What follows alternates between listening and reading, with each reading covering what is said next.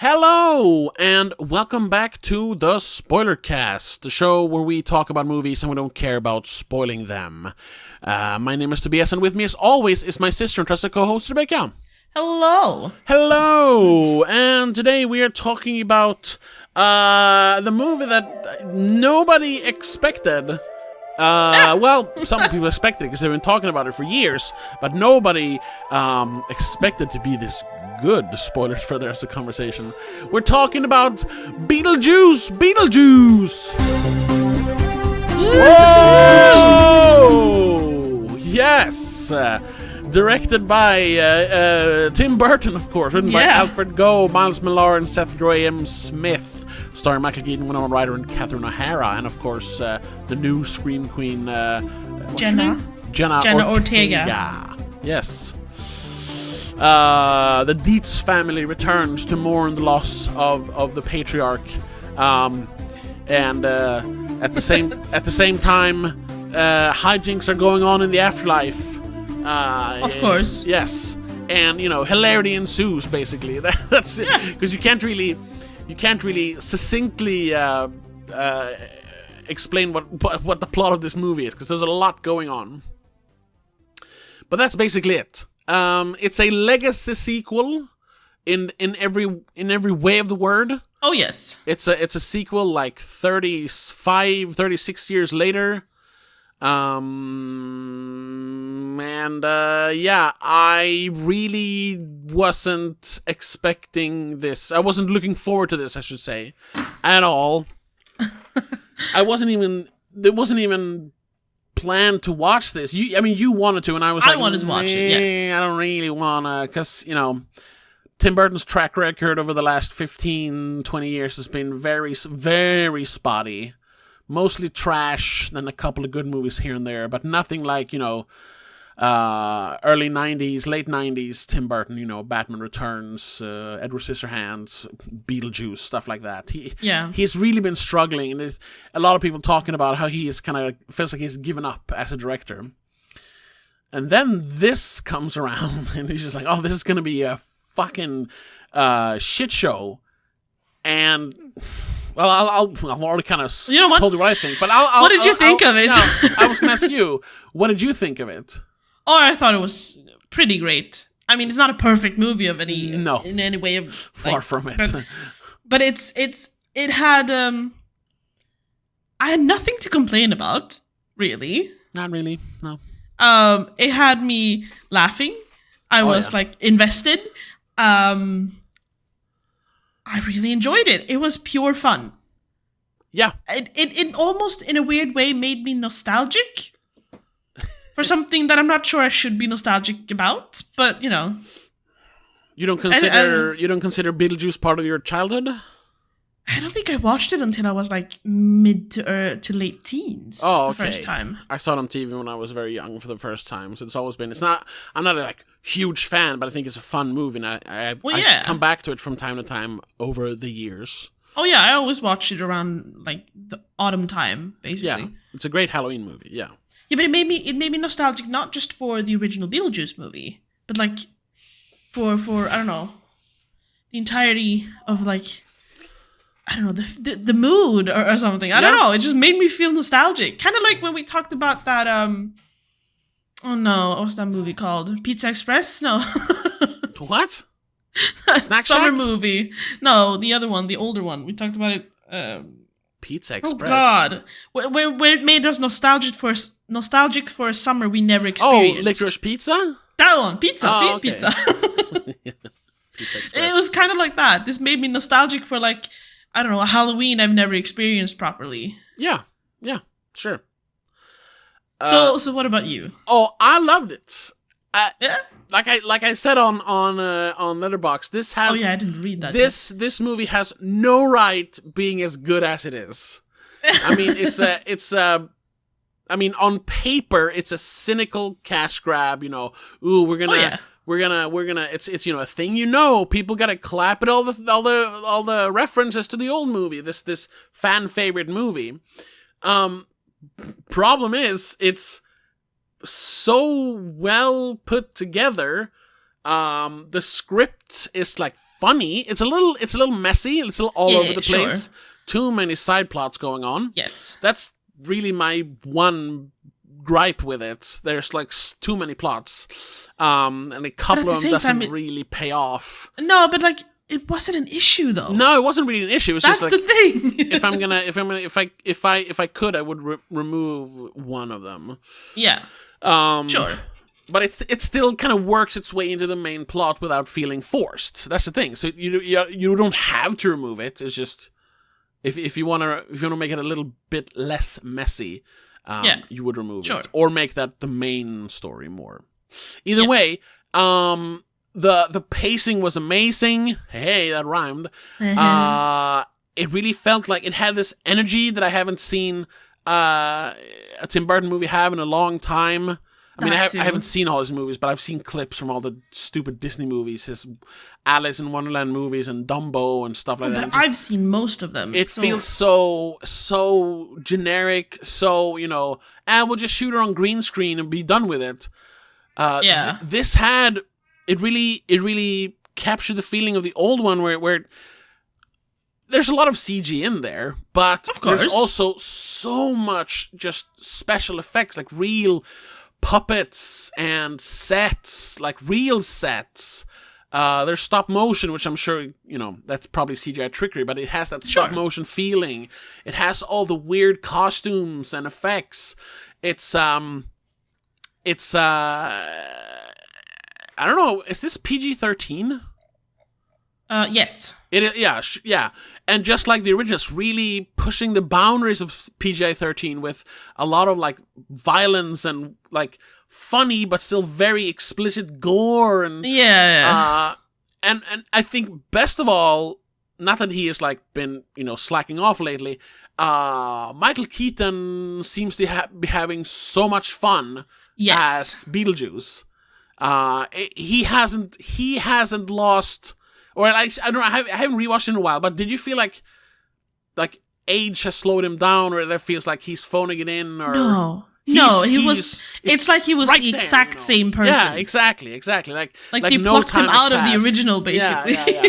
Almost like he is, a timeless demon. Yeah, that hasn't aged. I mean, you could see it years. maybe a little bit. You could see it on the face. Sure, I mean he is older. But yeah, exactly. He is supposed to be older, but even demons can look older after a while. Yeah.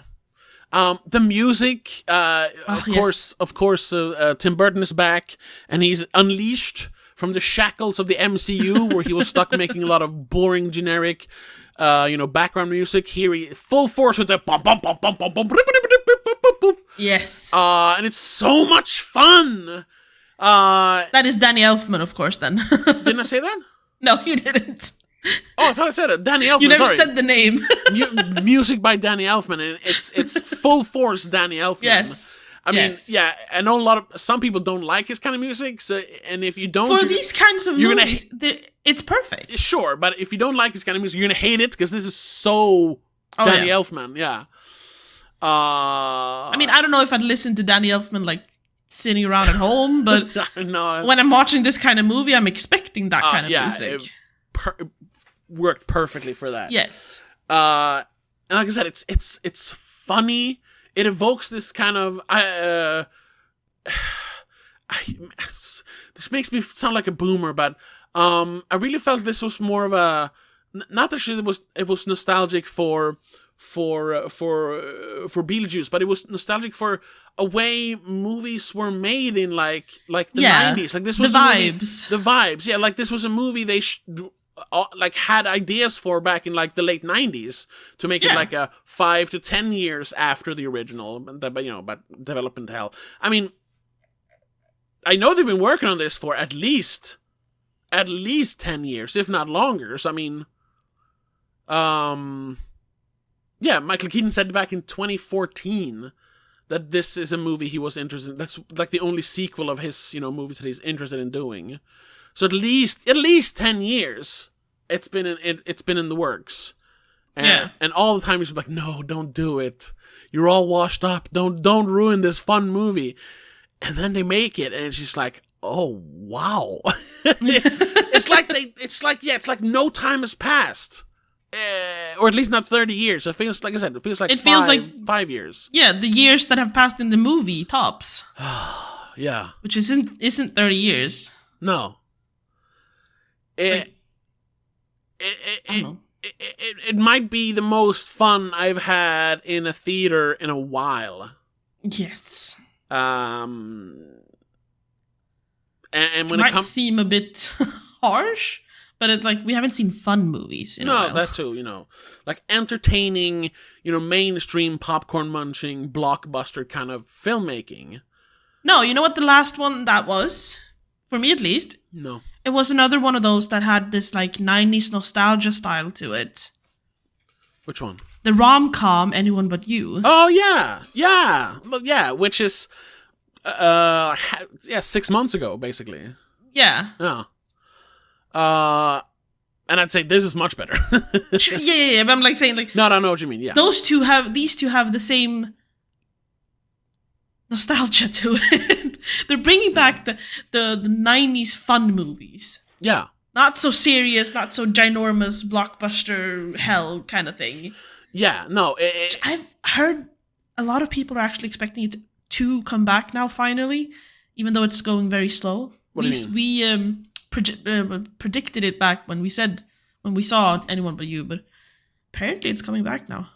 What or at least they're trying. The 90s kinds of movies. Oh, yeah, we've talked about the rom-coms and like not the giant movies that are not 2 hours long or 2 hours plus long. Yeah, that the 80s nostalgia is over and now we're more into 90s and like early 2000s nostalgia. Yeah. Yeah. And we're getting rid of all the superhero movies and stuff like that. We had a remake of Mean Girls this year, so that one didn't feel like a 90s movie. No, but yeah, and that makes sense. That one failed. Yeah, and it makes sense because now people who grew up in the 90s are, they're my age. And your age, technically, yeah, even though you're a little younger, yeah. Yeah, I loved all of it. Oh, yeah. I gave this a 4 out of 5, which might be a little high, maybe. But I was so... I laughed throughout. It didn't have these modern movie tropes where they had to work in like trying to make it like the new Ghostbusters movies where you have this fun movie, even though I'm not a big fan of the original, but you have this comedy, this very even like cynical comedy that the original is, but then it wallows in nostalgia and tries to make it emotional. Yeah, no. Where you're crying at the end because all my favorite characters. No, this is just fun because it's supposed to be fun. They're not trying to. It's not emotionally baiting holding you hostage. Yeah, no, yeah. One scene, but that's or one part of the movie, but that's not even part of the nostalgia part. That's not even nostalgic. That's just part of Jenna Ortega's character, her father. Oh yeah, no, which is the one like emotional that's a new character, anchor. So it doesn't count. It would have been worse if they tried to do it with some of the original characters. Yeah, which they kind of did, but they played it off so much that you just laughed at it. Yeah, because they wanted to get rid of one character. Yes, and we can say that because I think that's part of, people know that. He's not in the cast list. He's not on the poster. Yeah, so. Jeffrey Jones does not return as whatever his name is, the dad. Daddy Deets. Yeah, Daddy Deets. They explained it that his name is. He died during a flight, a plane crash. He was, and they still work in his character, which I also thought was good. That they they didn't like shit on the character just because the actor is a creep. Instead, they gave Charles Deeds. Thank you. Yeah. No, the character, because the character is important. Like the character was fun in the original. Oh yeah. So they brought back the character in a way that was fun for the movie, inventive way, and then inventive, to not having to bring back Jeffrey Jones, which is good. Better than they did in the Deadwood movie that came out a few years ago, where he had just been accused or even. I mean, he's a pedophile. That's what it. Yeah, that's but they were like, "Fuck, issue. we still need him in the movie because he's so integral to that show, Deadwood. But we'll just put him in the background. He won't have any lines, and he's basically just standing around. You see him like, reacting to things happening, but he's in the movie just enough so they can say, well, the character is there. Yeah. And here they played him off basically. Yeah. But in a very good way. Yeah. Very inventive to remove him, to remove Jeffrey Jones from the character. Yeah. Yes. I wonder who did his voice though, because he did talk. Yeah, he talked, but it was very garbled. Well, yeah, because for reasons. Exactly. So you couldn't really tell. It sounded like him, I suppose, but you can't really tell. No. It's like all the time. I don't know if I don't even find I find someone called Clive. Did they call him Clive? No, they call him Charles. Because we have Clive and Clive voice. But who the fuck is Clive then? Oh, doesn't matter. That's one of the probably. No, he's not in the. Charles Dietz is not listed, so no. No, because he's not an actual character. He's just a walking prop. Yeah, he is a character. That's the thing. He has. Well, no, he's more of a prop. You're right. Yeah, he's more of a walking prop. He's more part of Catherine Delia Dietz's plot. Yes, he's kind of a MacGuffin for her plot.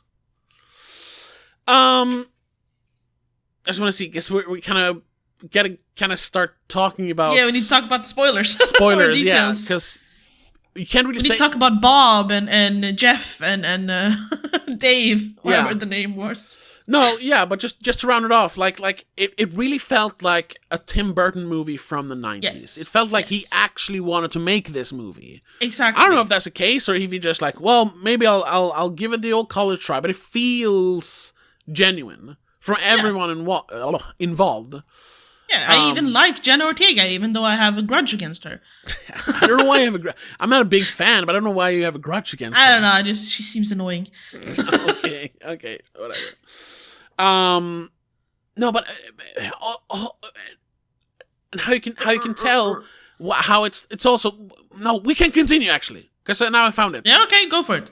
Why this doesn't feel like it's not made for a modern audience, like. No. Sure, kids nowadays could enjoy it, like, but you would have had to seen the original at least. But I mean, yeah, because you kind of need to understand a few details. Otherwise, it doesn't make sense. It doesn't work on its own, which is good. So it's not a soft reboot or anything like that, which is good. It's an actual sequel. It's an actual sequel, yeah. But it feels like it's made with a grown-up audience in mind, also. Yeah, like they expect the audience that grew up with watching the original to go and see this one. Yeah. So we don't have like I said, a lot of modern tropes. One thing is going to make me sound like a boomer, but there's no like, even though they kind of joke about it, there's no, there's no like forced inclusivity or like, there's no jokes like, that's offensive. No. There's no stuff like that. Not that the movie is offensive, they just don't put stuff like that in to show like, oh, these old fuddy-duddies, like, they don't know what it's about, and like have a bunch of young characters be like, ugh, that's so 80s, that's so, microaggressions and whatever. It's just, it's just like, it's just a movie. Exactly. They're not trying to, there's no agenda behind it, it's just fun. Yeah. I mean, like we said, I didn't even think about that at all because I was worried it was gonna happen because Jenna Ortega's character is like an activist, and I was like, oh yeah, sure. Is she gonna start like calling out? But she's an environmental activist. Yeah, and just like in the 90s, they kind of make fun of her being environmental activist. Like that's not what the movie is about. No, exactly. So I like that. I'm not entirely sure what the movie is about, to be honest. No, you know what it's about? It's about family, I guess. Yeah, that's every movie though. That's only modern trope. It's about family, because that's all the 90s movies. That's an easy. Yeah. No, but you know what? It's about 90 minutes of fun. That's what it is. Yeah.